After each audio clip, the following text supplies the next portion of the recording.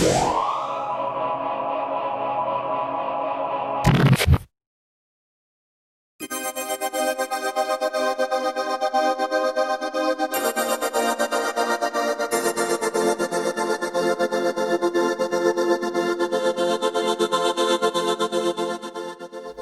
and welcome to the latest installment of tutorial videos for NuRack.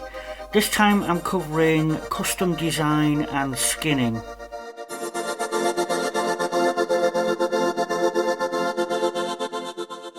Now, things are progressing quite fast in terms of what you can do with the app, and this example here represents probably the sum total of how far we've come.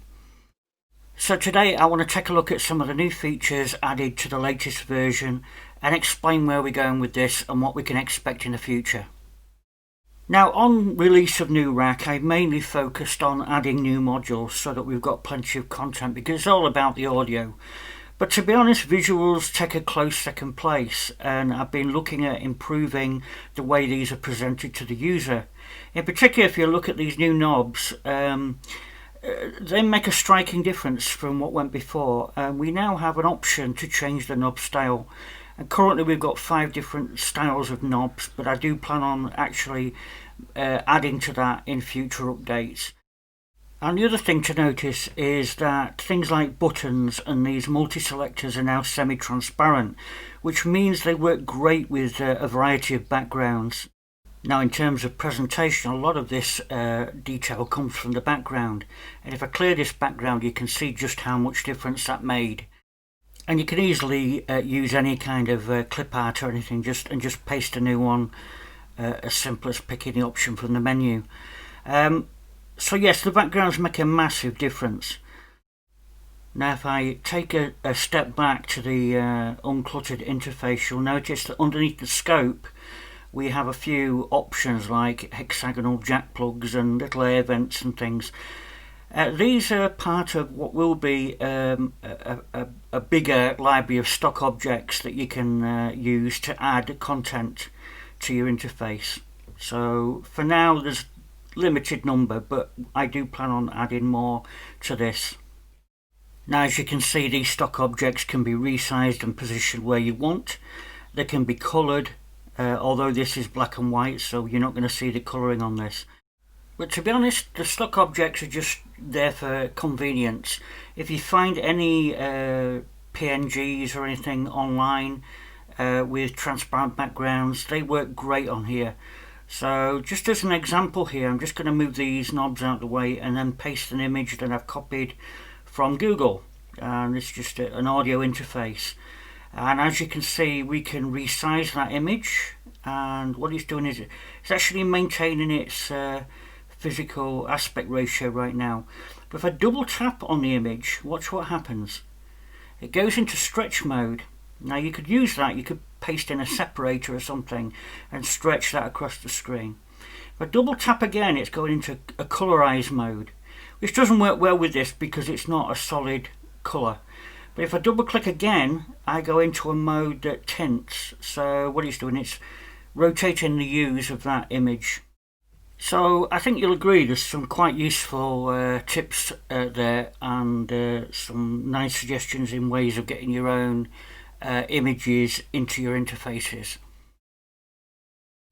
So in this example, I've added 3 modules to my rack, and I'm going to hit the interface builder button, and we get the default layout to start, your interface building.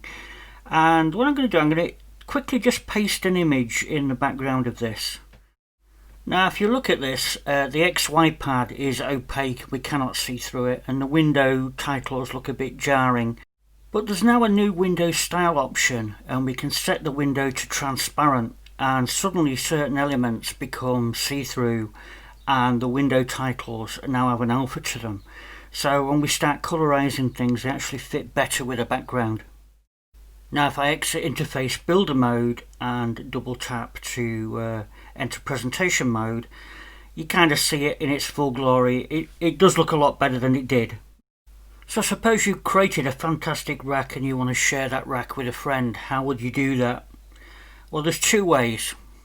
And probably the easiest is just to pick Export Rack from the menu. You'll be prompted to select a rack that you want to export, and then it will appear as an email attachment in your email client. So now you can simply amend the description and send. When it's received at the other end, simply click on the attachment and scroll the list of applications and pick More, and then pick Copy to NuRack. Now NuRack will launch and you'll be prompted for a file name to save. So if you've got a file of a similar name, you can rename it. Now an alternative way is using the file transfer option, which is available on the menu. It pops this little requester up that asks you to type the URL into your web browser on your Mac or PC. So once you've entered the URL, you'll get a list of racks available within NuRack, and you just click the little icon to start the download. Now NuRack must be running in standalone mode to do this. Now once you've backed up your racks, you can always drop them back in this window to transfer them back into NuRack on your iPad. Okay, it's about time we looked at another new module which I've added called TalkBox. So here's an example. We'll start with a few simple notes. Some precious moments, just a few, but ever since I think of you. Some precious moments, just a few, but ever since I think of you. Some precious moments, just a few, but ever since I think of you. And here's an example of me playing chords. Some precious moments, just a few, but ever since I think of you.